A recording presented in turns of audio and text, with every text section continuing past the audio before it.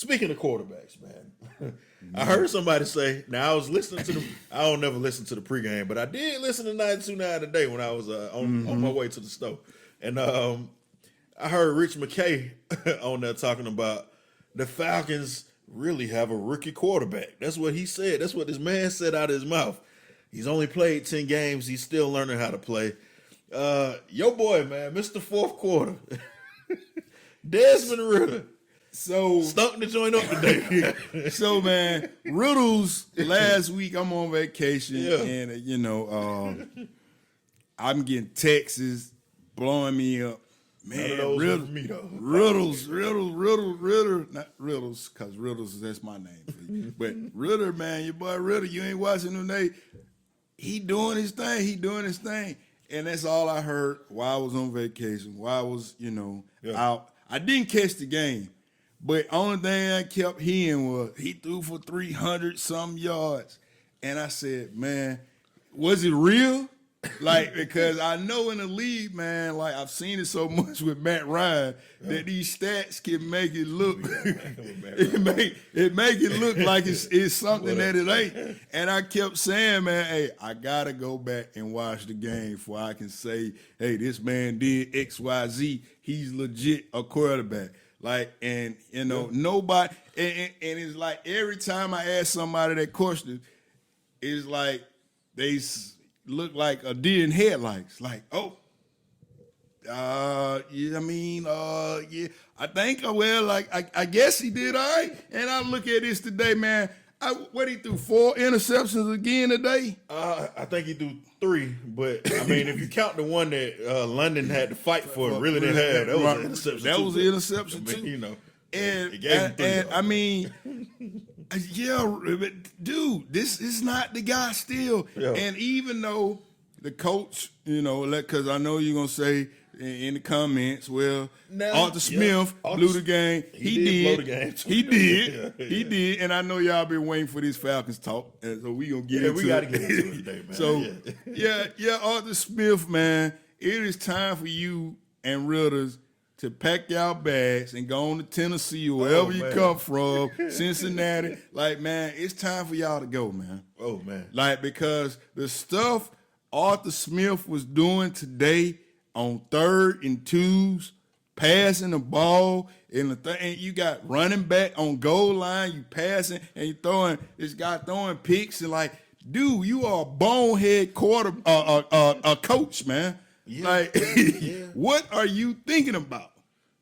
What are you doing? They had a 3rd down play, man. They called time. They got a delay a game, and almost got another delay game right after the delay game, man. Yeah. And the man throw an interception in the end zone. Just barely gets it off. Ritter chucks it. Intercepted! Picked off! It is St. Juice with his first career interception and a brutal decision by Desmond Ritter.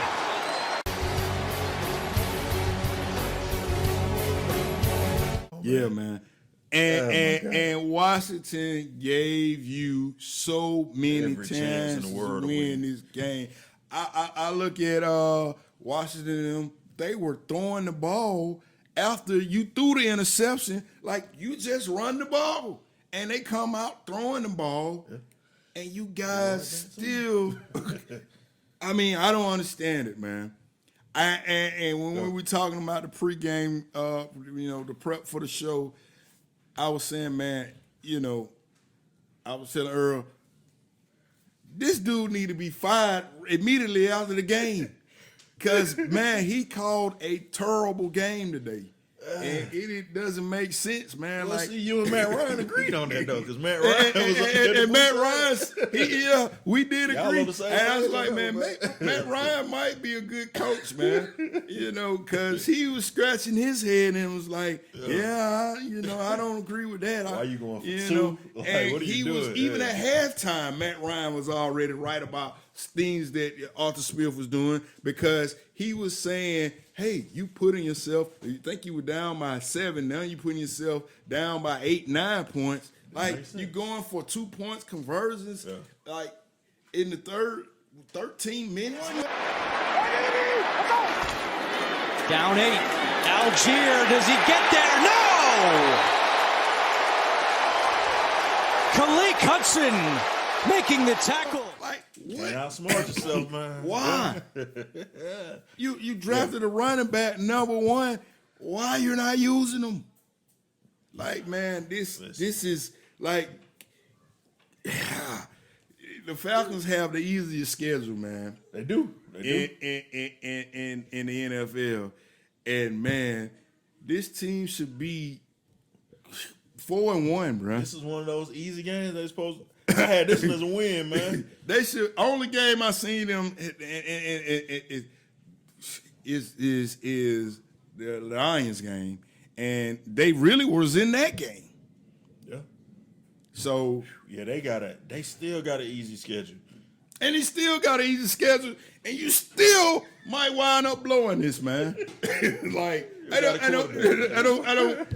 understand. And you know, people are saying, let's cut the Heineke talk because it is just not riddles. You need a coach now. Because if you put Heineke in and you got a coach that's doing dumb stuff like this, what good is he gonna do, man? Yeah, man. It's tough being a Falcon fan, man.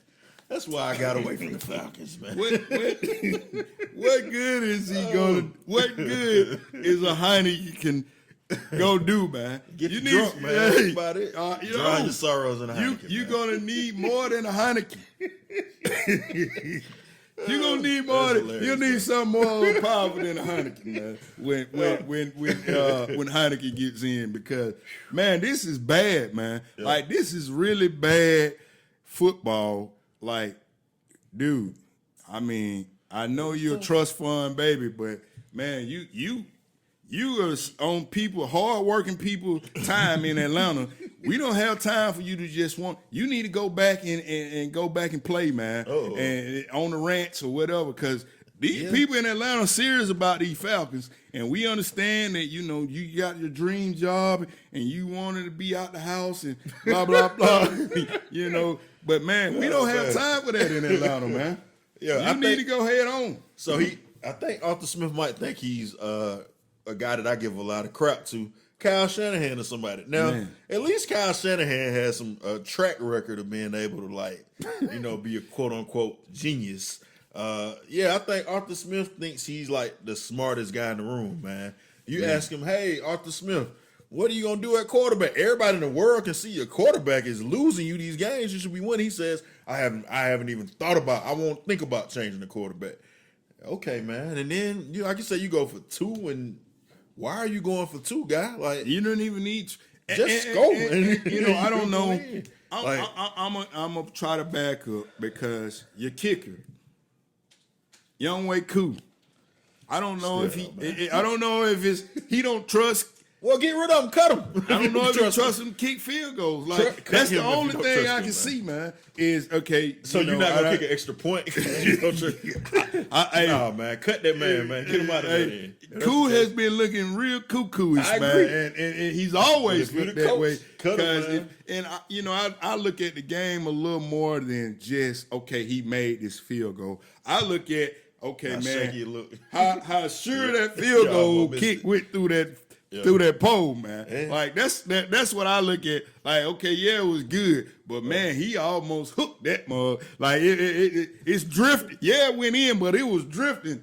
And you know. Well, this is what you do, man. You go up to Flower Branch tomorrow, you call Eric Kicker, you go get somebody from Atlanta United. It's a lot of folks in this world that can kick a ball somewhere, man. And you go hold trials, man. But don't not kick the extra point because your kicker can't kick, man. Well, that's crazy. Then I saw somebody. I've been watching football for a long time. I've never seen a team go down on a 2-minute drill. They drive. They spike the ball on 3rd and 1. And because they about to get a delay of game, like they know it's a 2-minute drill, man, and they about to get a delay of game, they got to use their last time out after spiking the ball, man. I think that's when I told you he needs to be fired, right? Yes, I agree. Because I had a flashback. I don't even I try not to root for the fact because they get my blood pressure up, man, but I'm like, what is this man doing? Like, And you just the last drive got to delay a game and almost got another one. How do you not get to play into this, man? I don't understand that. Yeah, it's like like we at a football game, man. You got to have some plays somewhere. I see you holding this little thing in your hand, man. Like, what you doing, man? And that's another thing. Like, that's crazy. God, you getting delayed of games. You don't. Matt Ryan called him out on this. Like, you guys got to get the play in. That's not on Ritter. No, if you can't get the play in, that's coaching. Yeah, that is bad, man. It is bad right here in Atlanta, man. Yeah. Like you remind me of when they said Dan Quinn was in over his head. Yeah. You look like you in over your head, buddy. You definitely did today, man. Because if you can't get a play in and you know what you should have. Okay, I know they say first 10 plays scripted. 2-minute drill. You got to have. You got a 2 minute. You got to have an idea of what we finna. You know you throwing the ball. You got to have some play. Like you practice situational football. Yeah. Every single week at practice, man. Yeah, I'm sure you got packages for. All right, this is our 2-minute drill package, man. And then Little League football, they do that. How you got in the NFL, man? And then I don't know. Matt Ryan probably was trying to get some get back because he called him out on that. He said when you was going for all these 2-point conversions, you damn near done ran up all your plays. So like, what are you gonna do? Yeah. Yeah. So I mean, yeah, man. You know, Matt Ryan would know, man. He did play for Arthur Smith, right? So he may got a little insight. Maybe Matt Ryan was there telling him, "Hey, no, we ain't finna do this." Maybe because this never showed up this bad until today. Yeah, even Mariota probably was telling them, "Hey, man, no, we that don't make sense." Now Matt Ryan did say that, which I almost threw some at the TV when he said this. When Ritter threw that interception, he was like, even though they didn't get to play in, you can't compound that mistake by throwing the ball or whatever and making an interception. I said, well, Matt, I remember y'all catching the ball on the sideline with Julio Jones, and I said, oh, we run the ball and we kick a field goal and we can win a Super Bowl. But they said Matt Ryan can't audible though, so man, if you don't call the audible and win the Super Bowl, we know what that was about. It was about Matt Ryan winning the MVP. No, that's what it was going. He was supposed to win the MVP of the Super Bowl and not Freeman. Well, so you had to. You could see. Like, don't get me preaching on this thing. That's why everybody would have been fired. Like you said, fire Arthur Smith. You can see why. That's the reason I'm not a Falcon fan, man. You can see. I would have fired. When it's somebody else, everybody not necessarily you. It was written up for Matt Ryan to get the MVP, so he's like, "Oh yeah, I'm finna throw this." Of the great Al Davis. I ain't gonna turn off and hand it off to Freeman because Freeman, if he go in there and run it in, and we win the Super Bowl, he gonna get the MVP. Listen, man. Matt, you already had the MVP of the season, bro. They was gonna give him the MVP anyway. Shut up, Wealth, man. Matt Ryan was going to get the MVP over Julio, even though Julio caught the pass and ran out of bounds. Like, that could be an argument right now. He just saved the Falcons season. I blame all parties. But we ain't going to even get into talking about that. I didn't even want to talk about that. Because guess what? Matt Bryant could have got it because he was going to kick the game-winning field goal to man. Oh, yeah, it was all written up.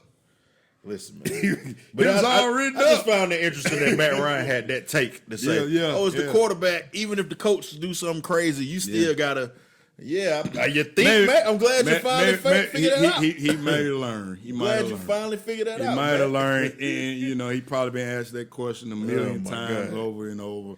Probably his wife even asked him, well, damn, baby, didn't you think you should have changed the play? I know I still want you on the show, but if we get you on the show, do you think you still would have went with the play, Matt?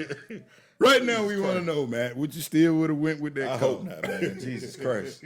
I hope everybody would have said no. Just run the ball, man. Yeah. Oh my God, man. Well, the Falcons, like we said, they got an easy schedule still, man. So we'll see what happens. We'll be watching, man, to see if things can turn around for them, man. They still are in the thick of it. They're 3-3 now.